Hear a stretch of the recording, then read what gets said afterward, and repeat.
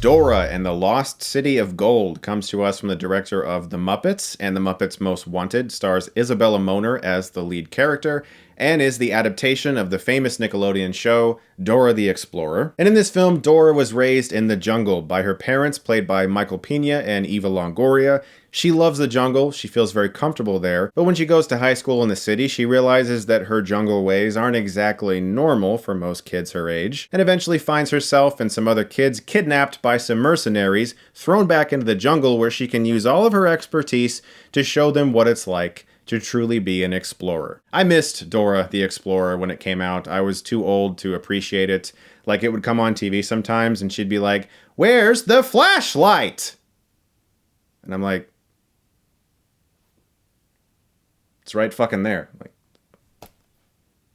but if you were a really young kid at that time, that show probably meant something to you. And if you learned something from that, I mean, why would I ever care about that? That's great. You should be entertained while learning.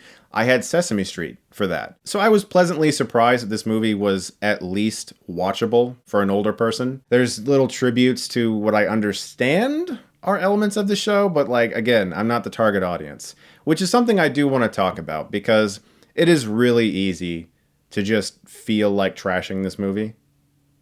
I don't know why. It just is. Little kids are probably going to love this thing.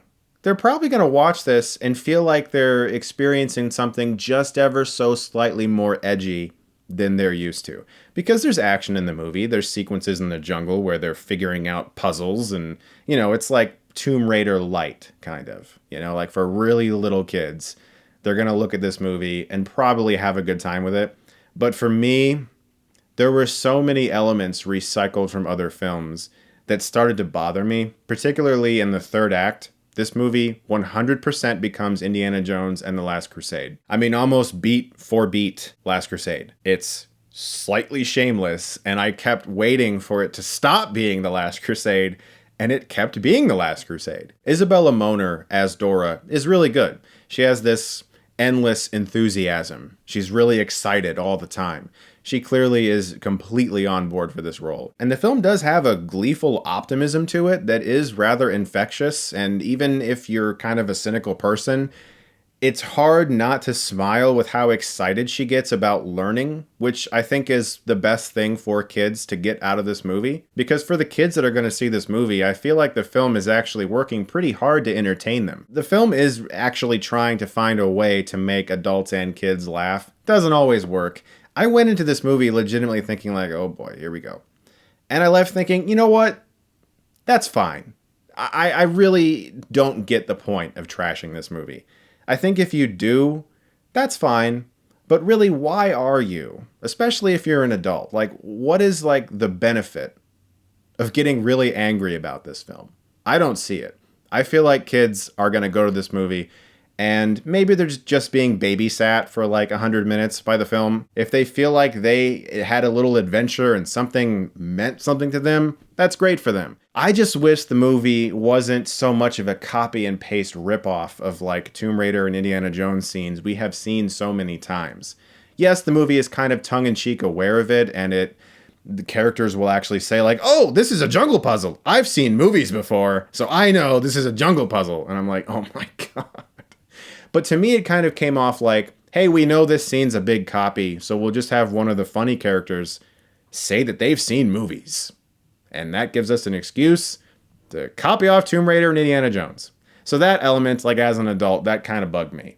But I don't know. Kids are going to have fun with this movie. I really don't think it's an issue. But when it comes to movies like this that are aimed exclusively at young kids, I start to think to myself, what exactly is this movie's job? Have a moral, some kind of lesson that kids can appreciate and walk away from. Entertain them. Don't pander to them. Don't make the kids feel stupid. Don't just resort to fart and poop jokes, which, by the way, this movie does. So I'm taking that one away. A lot of fart and poop jokes. It's not like all the time, but there are a fair amount. It does teach kids a lesson. There's a good thing about family in here. And there's a good thing about respecting people who are different just because they're from someplace else. That's also good for kids to learn. And I do think it will entertain kids because it has plenty of sequences that are pretty fun. Still, I wish it was just slightly more original. Also, I'm glad it's called Dora and the Lost City of Gold. You want to know why? One of my ultimate pet peeves of all time when I was younger was Dora the Explorer. I always wanted to call it Dora the Explorer. Because it just sounds better. God damn it. Does anyone else feel that way? Am I the only one? That's fine. I'll give Dora and the Lost City of Gold a C+. I think it does what it's supposed to do for kids, and it's competent enough, but it could have been just slightly better. It could have been a little more inclusive in regards to family. But this one, I think, strictly young kids.